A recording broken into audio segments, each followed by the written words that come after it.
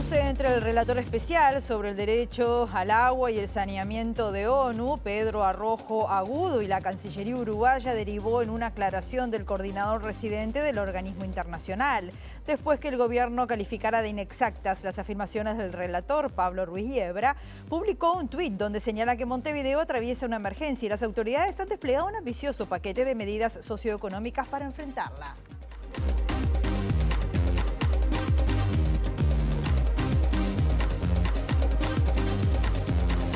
¿Qué tal? ¿Cómo están? Bienvenidas, bienvenidos a MBD Noticias. Comenzamos con la información con 12 grados nada más a esta hora aquí en Montevideo, en una jornada que va a seguir con el cielo nuboso, con periodos de cubierto y vientos soplando del noroeste entre 10 a 30 kilómetros por hora, con periodos variables, dice Inumet, y con una máxima a la cual ya llegamos, 12 grados, así que no esperen más en materia de tiempo en esta jornada.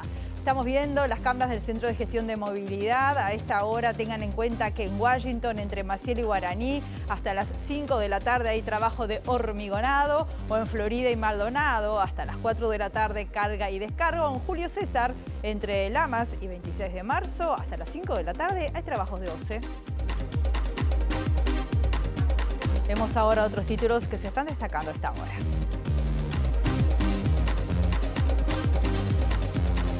Negociación tripartita por conflicto en Acodique sin acercamiento. Empresa mantiene posición de no reintegrar a los trabajadores despedidos mientras el sindicato continúa con la huelga.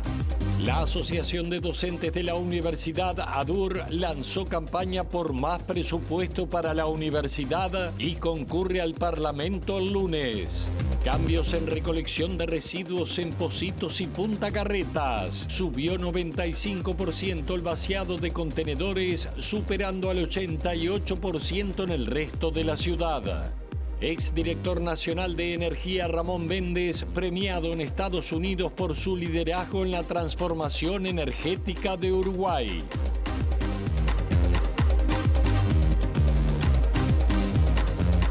Comenzamos con el tema del agua porque expertos de la ONU consideraron alarmante la disminución de la calidad del agua que afecta, dicen, al 60% de la población, y denunciaron que la recomendación de comprar agua embotellada por parte de las autoridades de la salud genera un riesgo de privatización de facto del agua. En respuesta a esto, la Cancillería uruguaya emitió una declaración calificando de inexacto el análisis y asegurando que hasta la fecha los valores establecidos en la excepcionalidad no se consideran alarmantes. Hoy la ONU publicó un tuit de una columna del coordinador residente acá en nuestro país, hablamos de Pablo Ruiz Yebra, indicando que Montevideo atraviesa una emergencia hídrica, pero que las autoridades, dicen, han desplegado un ambicioso paquete de medidas socioeconómicas para enfrentarla. Vamos a decir que MBD Noticias intentó recoger la opinión de los representantes de este organismo internacional, pero se aseguró desde allí que no habrá declaraciones al respecto.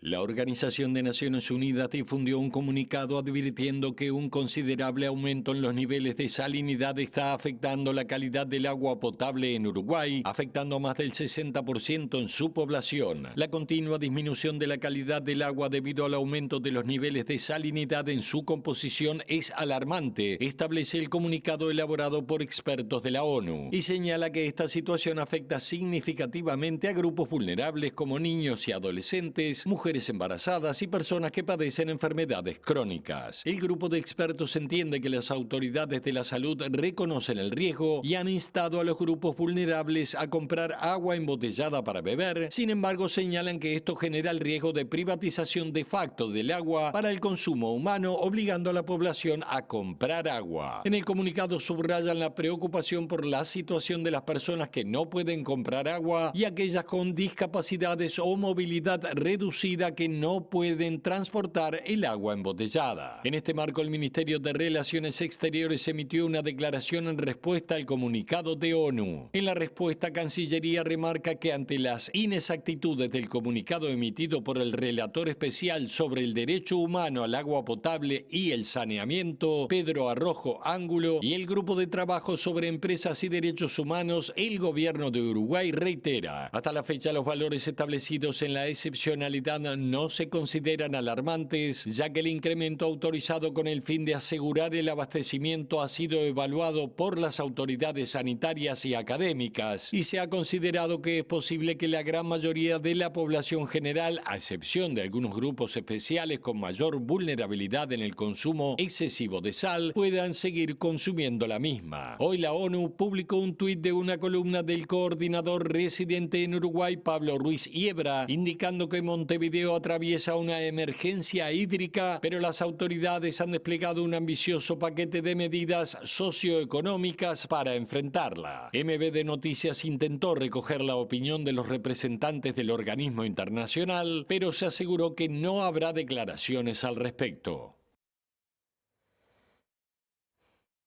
Primer móvil del mediodía, vamos a seguir hablando del agua con las organizaciones sociales, civiles que están trabajando y reclamando en esta materia. Para eso recibimos con mucho gusto a nuestra periodista Macarena Vico. Buen mediodía. Macarena, adelante, bienvenida. Buen mediodía, Rosy. Sí, así es, para tener otras miradas sobre esta problemática y también sobre este comunicado que sacó Naciones Unidas, que también tuvo respuesta del gobierno. Estamos junto a Selva Ortiz de Redes Amigos de la Tierra. Ellos han mantenido, han seguido este tema, tienen una posición que va en la línea de lo que Naciones Unidas justamente está de alguna manera presentando al gobierno y para tener, digamos, su mirada sobre este tema. ¿Qué les parece también la respuesta que el gobierno ha dado? Bien, nosotros leímos atentamente el mensaje de Naciones Unidas, coincidimos en muchos puntos con lo que manifiesta. Entendemos como Naciones Unidas que es alarmante los niveles de salinidad que tiene nuestra agua y que no puede ser la única solución para garantizar un derecho humano que tengamos que comprar agua embotellada. No entendemos por qué la alarma del gobierno, porque esto no solo lo dice la Naciones Unidas, sino que lo dice la Constitución de la República. Claramente, como Naciones Unidas dice, el acceso al agua potable son un derecho humano fundamental y es el Estado quien tiene que asegurarlo. No puede ser a través del mercado, no puede ser a través de agua embotellada. Entonces, a nivel mundial, esto es sabido. Y cuando el gobierno dice que no es así, hoy podemos acceder al agua, solo al agua potable. Tenemos que tener claro que, como dice Naciones Unidas, no tenemos ni agua potable ni agua bebible. Y eso no lo dice solo Naciones Unidas, lo dice también la academia, lo dice el decano de Facultad de Química, que el agua que sale de nuestras canillas no es bebible. Creo que los únicos que no están alarmados es el gobierno y sus autoridades. Toda la población está alarmada e inclusive es una violación flagrante a nuestra Constitución de la República.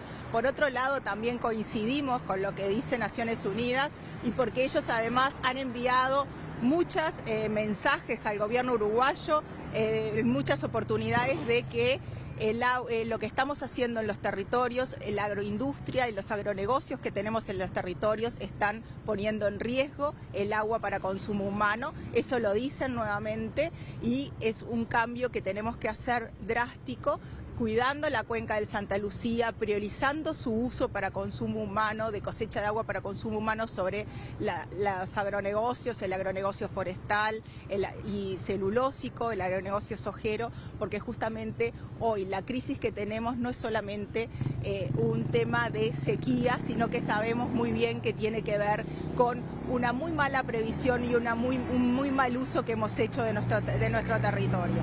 Sobre este punto puntualmente, no hubo una respuesta de Cancillería a ese planteo de Naciones Unidas. ¿Eso qué opinión te merece?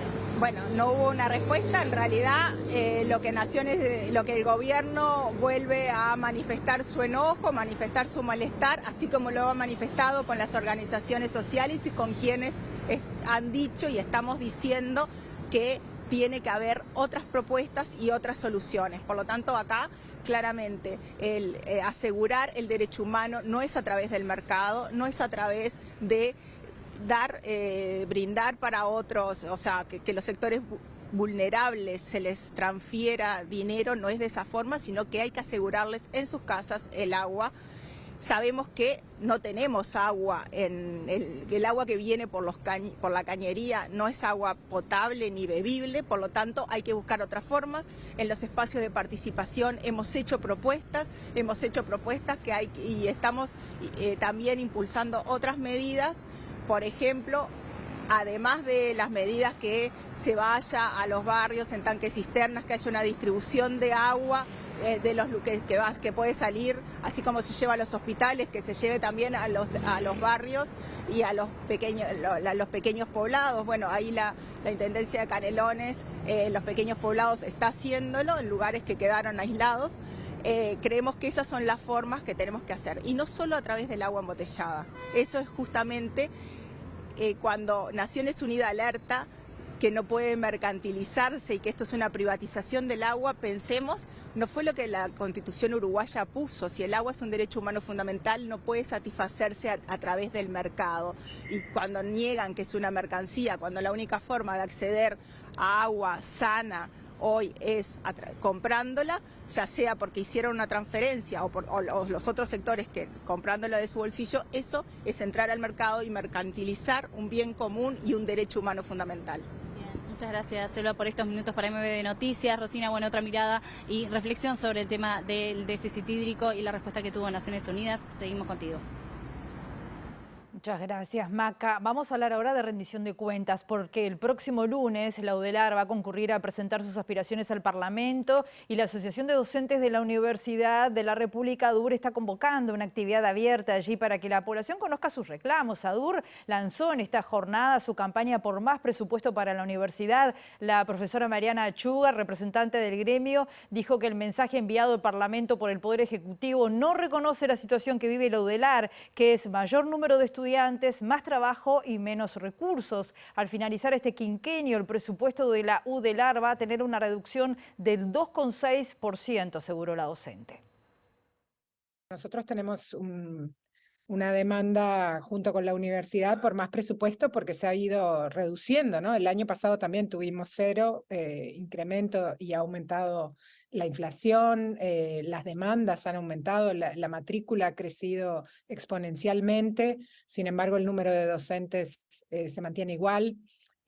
Los recursos edilicios y la cantidad de dinero que se puede disponer para responder a los desafíos que encontramos hoy, como la crisis hídrica o hace unos años la crisis del COVID, la universidad tiene un papel fundamental en la respuesta de la sociedad a estos problemas y bueno, eso requiere inversión del país y del Estado para responder a los problemas de hoy, pero también planificando a futuro. Las personas que asisten a la universidad, los estudiantes, los que van a ser los futuros profesionales, son el futuro del país. Si no estamos invirtiendo hoy en darles una buena calidad de educación, no vamos a tener quien pueda mantener funcionando no solo los organismos del Estado, las empresas, los laboratorios, respondiendo a la realidad. Entonces, creemos que es una falta de visión no poner los recursos que se requieren hoy para sostener el funcionamiento de la universidad. No estamos ni siquiera pensando en mejorar.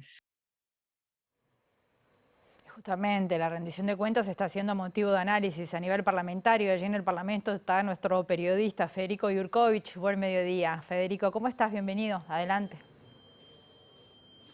Así es, Rosina, aquí en el anexo del Palacio Legislativo seguimos con los temas de educación, pero déjame decirte, antes que nada, que hubo una postergación del trabajo de Comisión de Hacienda integrada con presupuesto para recibir delegaciones en el marco del análisis y la rendición de cuentas que planteó el Poder Ejecutivo, porque en la sala donde estaba previsto está compareciendo el ministro de Turismo, Tabaré Viera, por lo tanto se ha descompaginado toda la agenda.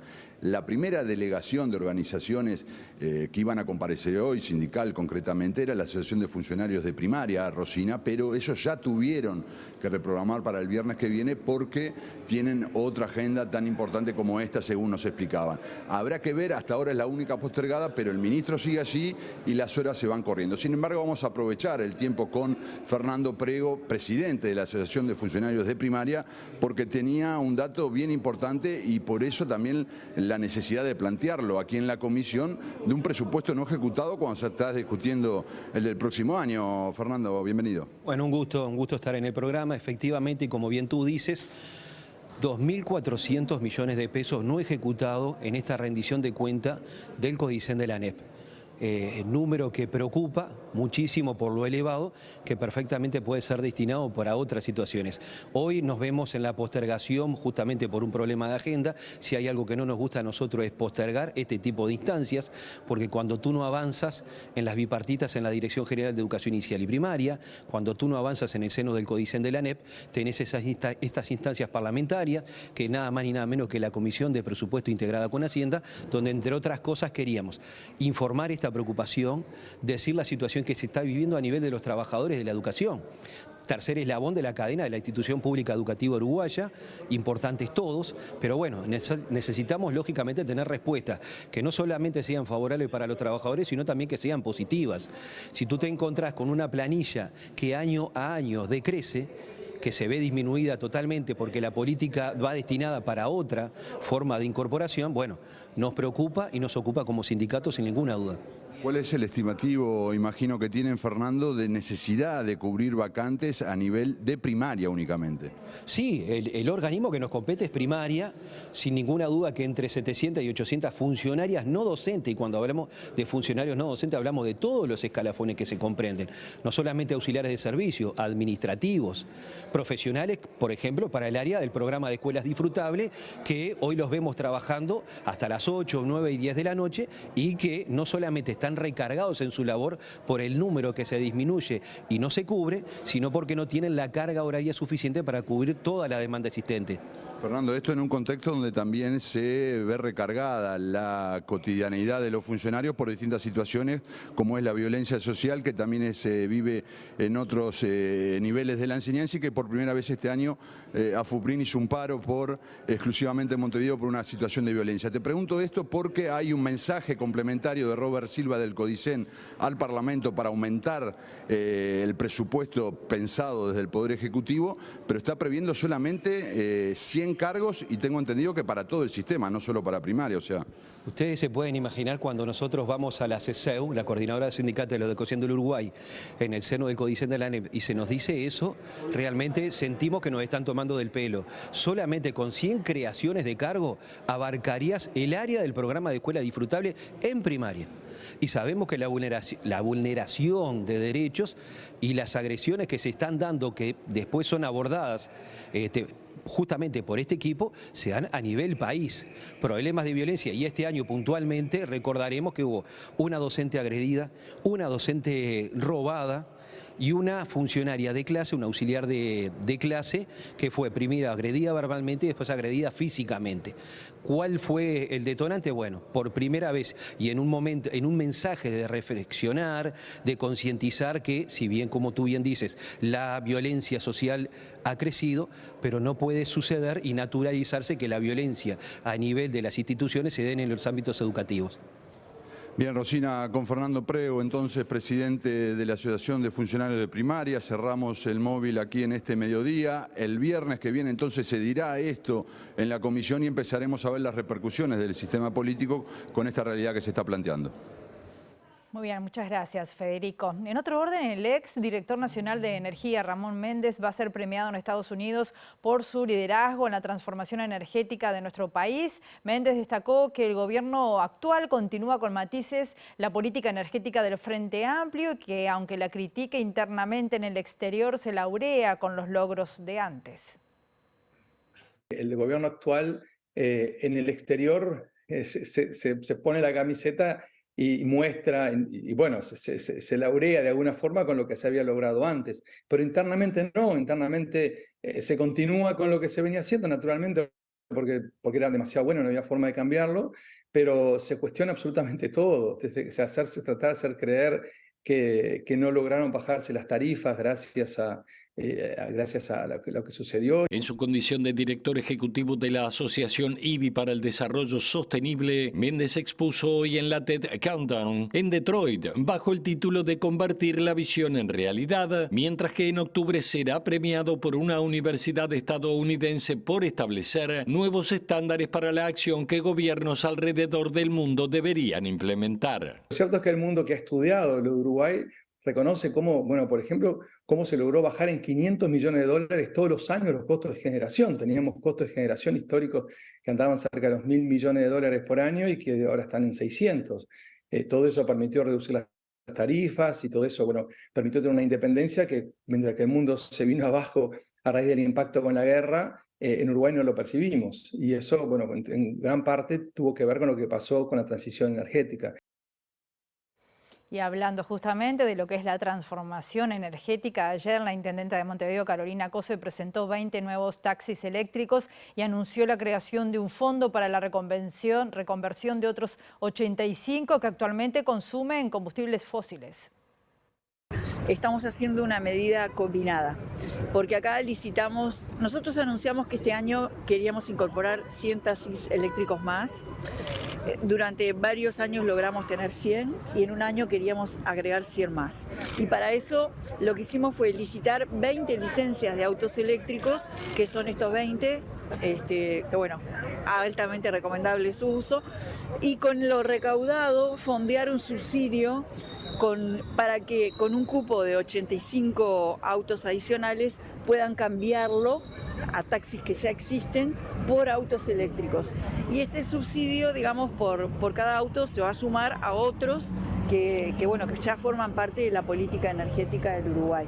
Es un tema de interinstitucionalidad que nosotros pensamos que siempre hay que proteger y por suerte se tejió una buena red de interinstitucionalidad al respecto y hay una cantidad de subsidios y medidas aprobadas en los gobiernos anteriores del Frente Amplio que siguen siendo válidas y me parece muy bien que el Uruguay siga manteniendo eso como una política de Estado, ¿verdad? Hacemos una pausa muy breve, volvemos enseguida.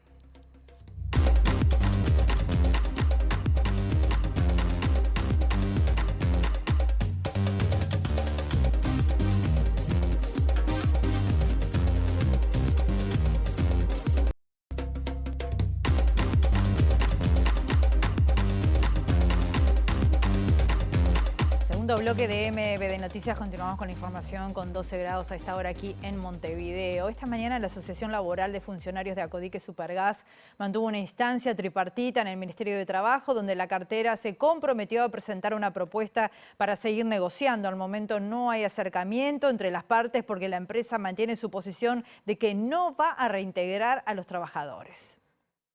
Como novedad es que el Ministerio de Trabajo quedó comprometido en elaborar una propuesta general sobre el conflicto. Nosotros fuimos como tema principal unas sanciones que hubieron en la última ocupación, que fueron de 7 días para los trabajadores. Eso fue antes de declararnos en huelga, después obviamente que se sumó ese tema al ámbito de hoy, pero los representantes que fueron por la empresa no tenían ningún tipo de poder de decisión, entonces solo dijeron de que mantenían de que la empresa no iba a retomar a nadie. Nosotros obviamente que sostenemos de que es posible, no tenemos acercamiento en eso. Entonces bueno, quedamos a la espera del Ministerio de Trabajo que iba a elaborar una propuesta. En principio la enviaría hoy de tarde y más tarde el lunes para convocarnos nuevamente. Si hay soluciones laborales diferentes a ser reintegrados en Acodique, estamos dispuestos a evaluarla, pero no estamos dispuestos a llevar un cierre de conflicto que sea con compañeros en la calle. Desde el sindicato aseguran que la huelga no afecta la normal distribución de Supergas. Además entienden que la Inspección de Trabajo debe controlar que la empresa Acodique contrate personal para cubrir la medida de huelga. Ese problema de faltante de Supergas o que el conflicto se generalice no solo en el Supergas sino que en otros sectores dependerá justamente de la propuesta que envíe el Ministerio y cómo se den las siguientes negociaciones. De momento se está trabajando, entendemos, con normalidad, si se quiere llamar así, si bien entendemos de que se sigue cayendo en la ilegalidad de suplantar trabajadores en huelga con trabajadores terciarizados.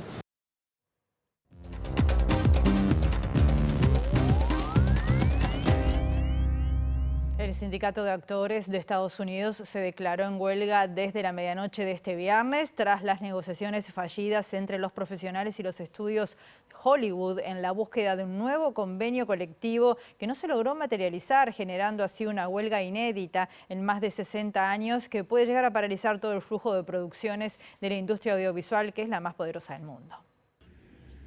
Durante una conferencia de prensa, Fran Drescher, presidenta del sindicato, calificó las respuestas de los estudios a las preocupaciones de los actores como insultantes e irrespetuosas, al punto que los estudios de Hollywood desestimaron una prórroga de 12 días para continuar con las conversaciones y se mostró sorprendida por la forma en que los trata la gente con la que han estado en el negocio. Por su parte, la alianza de productores de cine y televisión que negocia el nombre de Netflix, Walt Disney y otras productoras, dijo que estaba profundamente decepcionada de que el sindicato de actores haya decidido alejarse de las negociaciones y que esto profundizará las dificultades financieras de miles de personas que dependen de la industria para su sustento. Los actores se suman de esta manera a los escritores de cine y televisión en huelga desde el mes de mayo, y por primera vez la industria de Hollywood enfrenta un paro simultáneo de escritores y actores. Los guionistas de Hollywood se encuentran en conflicto desde hace más de 11 semanas por los bajos salarios